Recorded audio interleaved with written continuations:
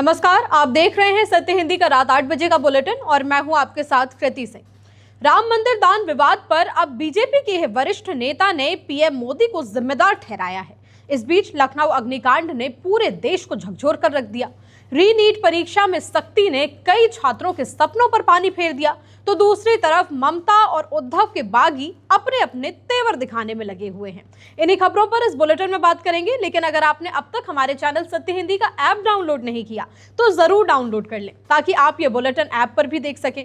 App download करने के लिए लिंक आपको इस वीडियो के डिस्क्रिप्शन में मिल जाएगा। तो आइए रुक कर लेते हैं दिन भर की बड़ी खबरों का। राम मंदिर दान विवाद पर बीजेपी नेता ने पीएम मोदी को ठहराया जिम्मेदार। लखनऊ अग्निकांड में 15 लोगों की मौत, कई घायल, जान बचाने कूदे लोग। उद्धव गुट के 6 बागी शिंदे की शिवसेना में शामिल, पार्टी को लगा बड़ा झटका। ममता के बागियों की नई बगावत, अरूप रॉय को अपना नया चेयरमैन बनाया।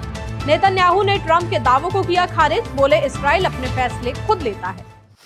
बीजेपी के वरिष्ठ नेता और पूर्व केंद्रीय मंत्री सुब्रमण्यम स्वामी ने राम मंदिर दान विवाद में प्रधानमंत्री नरेंद्र मोदी पर सीधा निशाना साधा। सोशल मीडिया प्लेटफॉर्म एक्स पर किए गए अपने एक पोस्ट में स्वामी ने कहा कि प्रधानमंत्री मोदी राम मंदिर में हुई शर्मनाक लूट के लिए जिम्मेदार हैं, क्योंकि मंदिर की सफाई और भगवान राम की पवित्र मूर्ति की सुरक्षा के लिए जिन लोगों को नियुक्त मोदी ने किया था, उन्हीं लोगों ने ये कदम उठाया है। लेकिन इसके बजाय उन्होंने सच्चाई में भक्तों को निराश किया और कथित रूप से लूट की गई। इन लोगों पर तुरंत मुकदमा चलाया जाना चाहिए।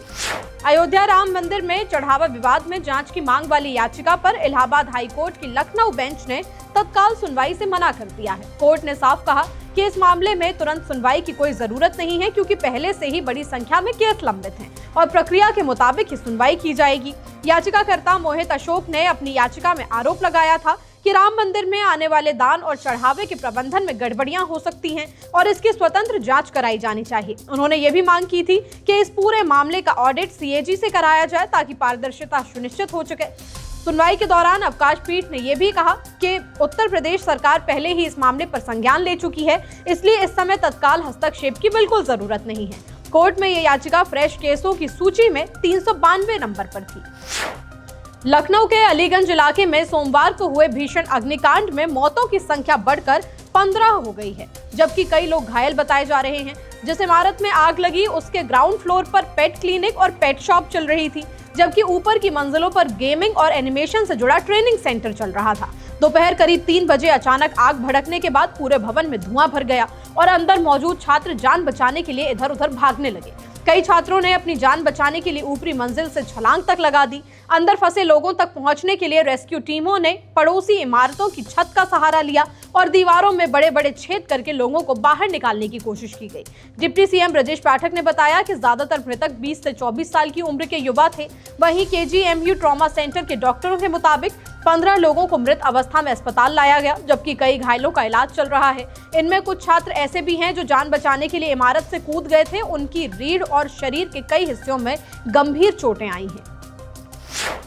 नीट री एग्जाम के बाद कई ऐसे मामले सामने आए जहां कुछ मिनट की देरी ने छात्रों का पूरा साल दांव पर लगा दिया।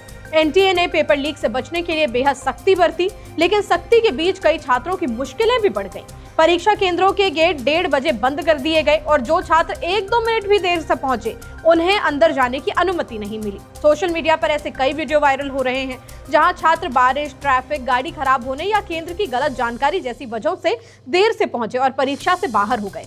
मध्य प्रदेश के विदिशा में एक छात्रा बारिश और बाइक पंचर के कारण 2 मिनट देर से पहुंची, जहां पहले उसे अंदर जाने से रोक दिया गया। बाद में अनुमति तो मिली, लेकिन बायोमेट्रिक पूरा न होने के कारण वो परीक्षा नहीं दे पाई। इसी तरह तेलंगाना के जगतियाल में एक मां को अपनी बेटी को अंदर भेजने के लिए गेट पर गिड़गिड़ाते हुए देखा गया।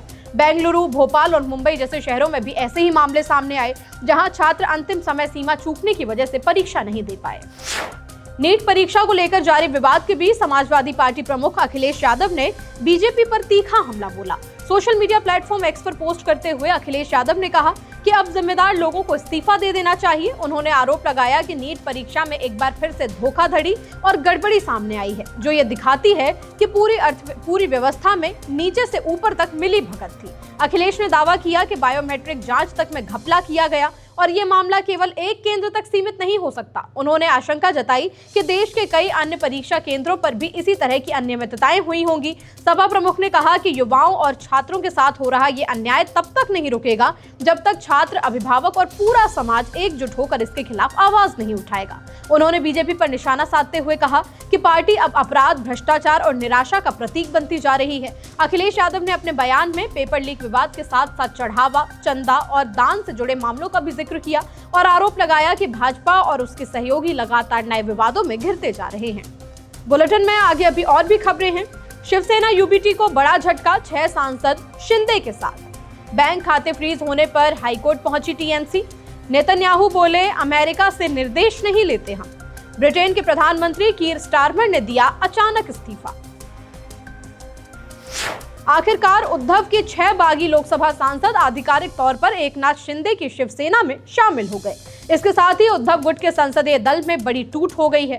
शिंदे खेमे में शामिल होने वाले सांसदों में संजय दिना पाटिल, संजय देशमुख, संजय जाधव, भाऊ साहेब वाकचौरे, नागेश पाटिल, अष्टीकर और ओम राजन निम्बालकर शामिल हैं। मुंबई में आयोजित प्रेस कॉन्फ्रेंस में एकनाथ शिंदे ने इसे अपनी पार्टी के लिए बड़ी जीत बताया। शिंदे ने कहा कि आज मेरे साथ 1 या 2 नहीं बल्कि पूरे 6 के 6 टाइगर बैठे हैं। इस बार हमने सीधा सिक्सर लगाया है। उन्होंने इसे 2022 की बगावत के बाद दूसरी बड़ी क्रांति बताया और दावा किया कि लोग उनकी नेतृत्व शैली और हिंदुत्व की विचारधारा पर भरोसा जता रहे हैं। पश्चिम बंगाल में तृणमूल कांग्रेस ने अपने बैंक खातों को फ्रीज किए जाने के खिलाफ कलकत्ता हाईकोर्ट का दरवाजा खटखटाया है। हालांकि कोर्ट ने इस मामले में तत्काल सुनवाई करने से मना कर दिया। ये पूरा विवाद तब शुरू हुआ जब रिपोर्ट्स के मुताबिक टीएमसी से जुड़े 3 एचडीएफसी बैंक खातों को, जिनमें लगभग 440 करोड़ रुपए जमा थे, उन्हें फ्रीज कर दिया गया। मामला तब और ज्यादा गंभीर हुआ जब पार्टी के पूर्व खेल मंत्री और कथित तौर पर कोषाध्यक्ष अरूप विश्वास ने बैंक को पत्र लिखकर सभी खातों को तुरंत फ्रीज करने की मांग की। अपने पत्र में उन्होंने दावा किया कि पार्टी के भीतर एक बागी गुट संगठन के वित्तीय संसाधनों पर नियंत्रण करने की कोशिश कर रहा है, इसलिए जब तक विवाद सुलझ नहीं जाता सभी लेन देन रोके जाने चाहिए। पश्चिम बंगाल में टीएमसी के बागी गुट ने बड़ा कदम उठाते हुए वरिष्ठ विधायक अरूप रॉय को अपनी टीएमसी का चेयरमैन घोषित कर दिया है। कोलकाता के न्यू टाउन स्थित एक होटल में आयोजित विशेष बैठक में ये फैसला लिया गया, जिसमें कई बागी विधायक, पार्षद और पूर्व जनप्रतिनिधि भी शामिल हुए। बैठक के बाद बागी नेताओं ने दावा किया कि पार्टी के भीतर गंभीर संवैधानिक संकट पैदा हो गया है। उनका आरोप है कि संगठन का कार्यकाल खत्म होने के बाद पार्टी की संरचना का नवीनीकरण नहीं हुआ। इसके कारण राष्ट्रीय नेतृत्व को दोबारा गठित करना जरूरी हो गया। बागी गुट ने इसके साथ ही नई राष्ट्रीय कार्यकारिणी समिति का भी ऐलान कर दिया। इतना ही नहीं, बागी गुट ने पार्टी के वित्तीय मामलों की जांच कराने का भी फैसला लिया है। इस्राएल के प्रधानमंत्री बेंजामिन नेतन्याहू ने उन दावों को सिरे से खारिज कर दिया जिनमें ट्रंप ने कहा था कि नेतन्याहू वही करेंगे जो मैं चाहूंगा। यरूशलेम न्यूज सिंडिकेट के एक अंतर्राष्ट्रीय कार्यक्रम में बोलते हुए नेतन्याहू ने साफ कहा कि इस्राएल और अमेरिका दोनों ही स्वतंत्र और संप्रभु देश हैं और दोनों के नेता अपने अपने राष्ट्रीय हितों के मुताबिक ही फैसला लेते हैं। नेतन्याहू ने कहा कि कई बार दोनों देशों के विचार मिलते हैं, लेकिन कई बार मतभेद भी हो जाते हैं। हालांकि इसके बावजूद आपसी सम्मान बना रहता है। उन्होंने जोर देकर कहा कि उनका मुख्य फोकस इस्राएल की सुरक्षा और उसके राष्ट्रीय हितों पर है। ब्रिटेन के प्रधानमंत्री कीर स्टारमर ने अचानक अपने पद से इस्तीफा दे दिया है। 10 टाउनिंग स्ट्रीट के बाहर अपनी पत्नी विक्टोरिया के साथ आए स्टारमर ने भावुक होकर कहा कि देश हित को प्राथमिकता देते हुए उन्होंने ये कठिन फैसला लिया है। उन्होंने बताया कि अब उनकी अपनी ही लेबर पार्टी के भीतर से पर्याप्त समर्थन नहीं बचा था, जिसके चलते उन्हें पद छोड़ना पड़ रहा है। उन्होंने दावा किया कि उनकी सरकार ने अर्थव्यवस्था में सुधार, मजदूरी बढ़ाने, निवेश बढ़ाने, इंफ्रास्ट्रक्चर प्रोजेक्ट्स, एनएचएस की वेटिंग लिस्ट कम करने और किराएदारों व मजदूरों के अधिकार बढ़ाने जैसे कई बड़े काम किए हैं। लेकिन इन दावों के बावजूद पिछले कई महीनों से उन पर दबाव लगातार बढ़ता जा रहा था। पार्टी के भीतर असंतोष खुलकर सामने आ चुका था और 100 से ज्यादा सांसदों ने उन्हें पद छोड़ने या स्पष्ट टाइमलाइन देने की भी मांग कर दी थी। स्थिति तब और ज्यादा बिगड़ी जब लेबर पार्टी के अंदर नेतृत्व को लेकर खुली चुनौती सामने आ गई। अब पार्टी ने नए नेता के चुनाव की प्रक्रिया भी शुरू करने की तैयारी कर ली है। फिलहाल बुलेटिन में इतना ही। देश दुनिया की बड़ी खबरों के लिए आप बने रहिए सत्य हिंदी के साथ। नमस्कार।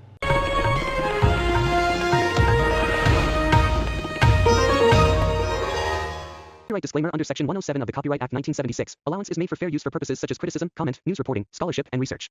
Fair use is a use permitted by copyright statute that might otherwise be infringing.